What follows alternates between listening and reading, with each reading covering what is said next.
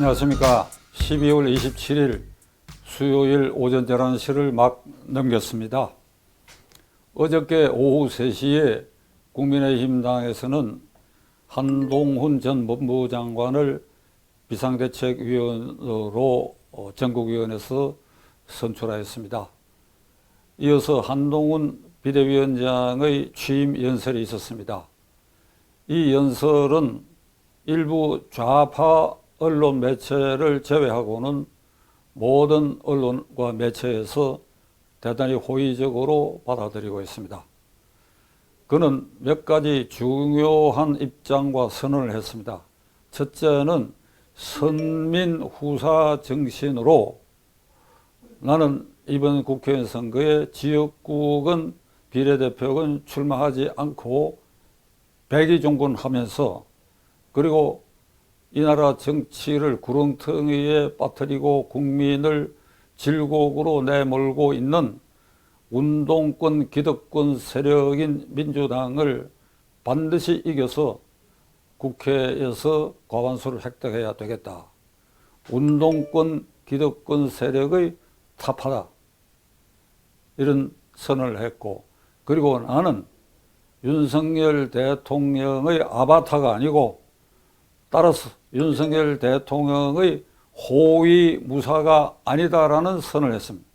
용어로는 호위무사란 말을 사용 안 했지만은 기자들의 질문에 대통령실 용산과 국민의힘당과의 관계를 묻는 질문에 각각 할 일이 있고 길이 다르다. 그러나 대통령실과 국민의힘당은 상호 보완적 관계이다.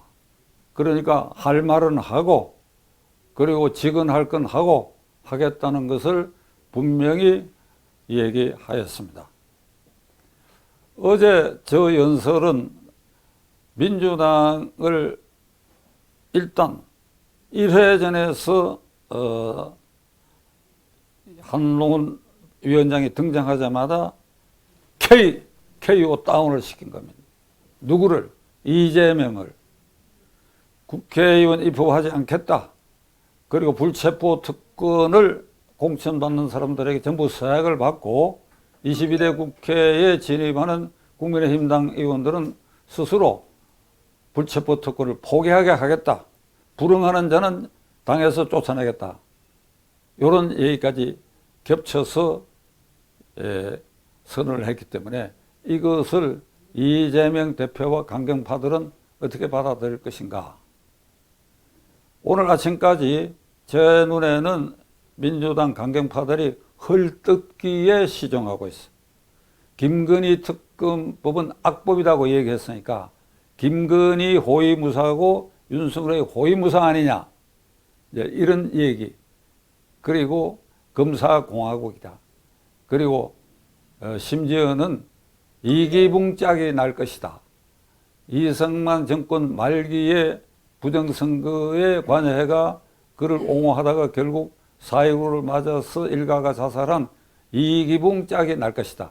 그러니까 윤석열을 이승만 대통령에게 그리고 한동훈 비대위원장을 이기붕에게 빗댄 이런 이제 악담 수준의 얘기까지 내뱉고 있습니다. 아마 그러니까 별 할 말이 없는 겁니다. 할 말이 없는 겁니다. 속으로 굉장히 두려워하고 있으라고 생각합니다. 속으로는 굉장히 두려워하고 있으라고 생각합니다. 그런데 여기 특이하게도 사회학, 정치학, 인문학의 스스로 대가임을 자처하는 어떤 분은 한동훈 위원장의 연설 시작을 동료 시민 여러분 이렇게 시작을 했다. 요거는 사회주의, 전체주의 지도자가 쓸 수 있는 용어다. 저는 인문학 지식이 바닥인 사람입니다. 아마 그런 대로 관심을 두고 있는데 그 용어에서 어떻게 그것이 사회주의, 전체주의의 냄새를 풍기는 용어냐? 저는 이 아침에 택시 타고 여기 오면서도 그걸 생각하고 잘 모르겠어요. 이걸 누구한테 물어봐야 하는지. 그러니까 이것도 일종의 그 좌파 인사인데 그런 용어를 썼습니다. 그 제가 문득 생각난 것은 그것은 61년 1월 20일에 존 F 케네디 대통령이 취임사에서 연설 시작을 그렇게 했어요. 그러니까 어떻게 했는가? 영어로는 My fellow citizens. 그러니까 우리말로 직역한다면 나의 동료 시민 여러분.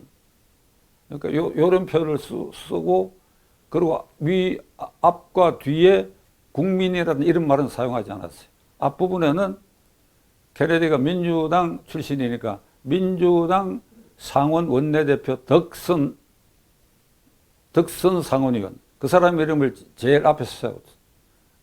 세나터 덕선, 그 다음에 전임자인 아이젠하워 대통령. 아이젠하워 대통령 후임이니까 거기 참석한 아이젠하워 대통령을 지칭하면서 덕선 상원의원, 아이젠하워 대통령, 그리고 나의 동료 시민 여러분, 이렇게 시작됐어요.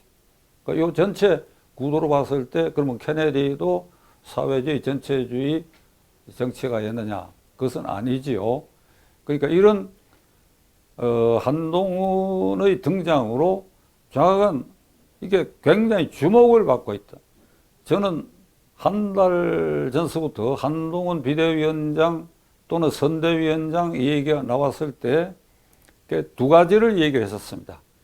이 국민의힘당은 완전히 흐트러져 있다. 집권당인데 대통령 지지율도 30%에 정체되어 있고 이게 입법 독재는 광풍으로 몰아치고 이재명을 지지하는 사람이 상당수 있다. 그래 이런 판에 내년 국회 선거에 과반수 획득하기 위해서는 이 국민의힘당 꼴을 봐라. 널브러지고 기진맥진하고 힘 빠지고 이거 이래갖고 그 표를 주겠느냐. 그러니까 누군가가 주목시킬 사람, 그 사람의 등장으로 그 사람을 주목시킬 수 있는 사람, 그 다음에 그가 등장함으로써 당과 당 외 민주당 쪽까지도 긴장시킬 수 있는 사람, 그리고 확실한 쇄신을 할 사람, 그러니까 주목, 긴장, 쇄신, 그리하여 감동을 연출할 사람, 이런 사람이 등장해야 되는데 내가 보기에는 한동훈 법무장관이 그중에 가장 그 선두주자다 이렇게 계속해서 얘기해 왔고, 이어서 뭐 한동훈 위원장이 지역구 뭐 종로에 입후보 하느냐 뭐 이런 얘기 끝에 이제 비례대표로 나가느냐 설왕설래하는 이 논평가들이 종편등에 나와서 얘기할 때 저는 딱 분질러 가지고 무슨 소리 하느냐, 날렵하고 낯선 공중 해열기니까 공격기니까 전국을 다녀야 되기 때문에 저는 그때 선대위원장의 중요성을 생각했던 것입니다. 그러니까 비례대표도 당선 안정권에서도 두세 자리 벗어난 데 배치돼 갖고 나까지 당선시켜달라고 호소하고 다녀야 된다. 이제 그렇게 얘기했더니 어떤 댓글에 이런 게 올라왔어요. 당신 미쳤나? 그 사람 정치 경험도 없고 정당 경험도 없고 국회 경험도 없는데 이번에 그걸 국회의원 선거도 떨어지란 말이냐. 그 제 취지를 잘 못 이해한 것 같아요. 그런데 어제 제가 말한 것보다 더 나아가 버렸어. 아예 국회 안 들어간다 해버렸어. 그러니까 그때 제 말에 당신 미쳤느냐, 한동훈을 국회의원 못되게 하느냐 하는 그 사람은 지금 어떤 표정을 하고 있을지 좀 궁금합니다. 좌우간 어제 그가 불출마 선언이라고 하는 게 주요 언론사의 톱 타이틀에 이게 적히는 걸 봤다고. 이 그만큼 일반인들에게 저는 당연히 그럴 수 있다 이렇게 생각하는 사람이지만, 그러나 언론계와 일반인들에게는 그것이 상당한 충격적 감동으로 받아들여졌다. 어제 한동훈 위원장의 취임 연설은 제가 보기에 뭐 헐뜯는 사람도 있고 하겠지만은 일단 충분한 합격점이고, 무엇보다도 국회의원 불출마 선언을 통해서 선민 사당화보다도 국민을 앞세워 생각해야 된다는 것을 몸소 실천할 의지를 분명히 했고, 그리고 용산과에 이게 이제 질문을 할 때 기자들이 용산과 대립각을 세울 것입니까? 이렇게 묻는 건 사실 민망한 일이지요. 그냥 용산과의 관계는 어떻게 할 것입니까? 이렇게 물은 것 같아요. 그 대답 내용이 결국은 결국은 할 말은 하고 쓴소리도 하겠다고 하는 선언을 한 것입니다. 그러니까 앞으로 거의 앞에는 공천 문제나 김건희 여사의 특검 문제나 난제가 많이 쌓여 있는데 어제 그가 보인 원칙과 기계로는 이걸 돌파하는데 충분하다고 생각합니다. 그러니까 이런 생각을 가진 사람들은 그를 응원해야 된다. 당내에도 소용돌이가 좀 있을 수 있습니다. 그의 불출마 선언은 일종의 세대 교체를 의미하는 것이니까 당 중진 또는 초선 의원이라 하더라도 이재명 대표가 등장한 이후에 싸우지 않은 사람, 무기력하게 지낸 사람, 그렇게 해서 경상도 안전지대에서 국회를 여러 번 했거나 또는 초선 의원이라 하더라도 싸우지 않은 사람, 이런 사람들은 스스로 대폭 물갈이 대상이 된다고 생각하고 용퇴의 결단을 해주는 사람이 김기현 대표를 비롯해서 속 드러나 주기를 간절히 기원해 마지 않습니다. 우리는 한동훈 비상대책위원장을 주목해야 되고 그가 하는 옳은 방향에 대해서는 박수를 쳐줘야 되고 그가 당초의 약속대로 초심을 잃을 때는 그를 야무지게 비판할 수 있는 그런 앞날이 되어야 될 것입니다. 그러나 그는 성공할 수 있고 성공할 것이라고 확신합니다.